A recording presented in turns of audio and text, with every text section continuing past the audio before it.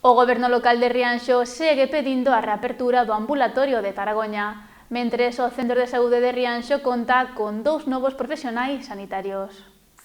O ámbito sanitario é un dos que máis preocupacións desperta entre a poboación e os gobernos locais. A falta de profesionais estaba a condicionar a atención no Centro de Saúde de Rianxo, algo que ven de mellorar lixeiramente tras a incorporación de 2 novos profesionais chegados tras o último concurso de traslados. Están tendo varios días da semana, non todas as tardes completas,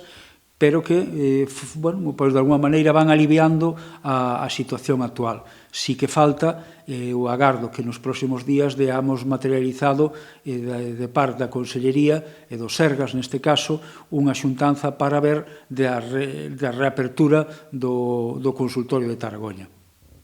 Aí hai un pouco esa idea tamén por parte do Concello que se recupere ese servizo. No tocante á propia infraestrutura do Centro de Saúde de Rianxo, o alcalde do municipio sinalou que é preciso traballar nela, pero non se precisa un novo. Precísase algunha mellora, que estexan completos os equipos médicos, que se reclaman sempre, e por outro lado tamén que se reabra Taragoña con persoal suficiente para atender e levar a cabo un pouco as prestacións que atendía con cerca de 1.400 tarxetas médicas, que son bastante cartillas, e, polo tanto, que estaría xustificado que reabrise coas melloras que fose necesario e que aí, nesa parte, sí que se comprometería o Concello en realizar algún tipo de actuación no propio centro que levase a mellorar o espazo de enfermería ou de administrativo, pero que por parte da Xunta, efectivamente, estamos pendentes de que haxa unha xuntanza para materializar e que se faga.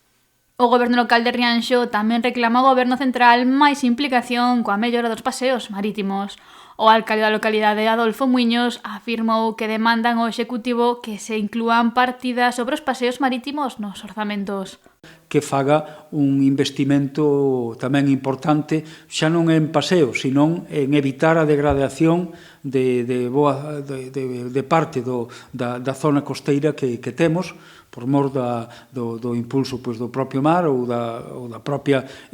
situación tamén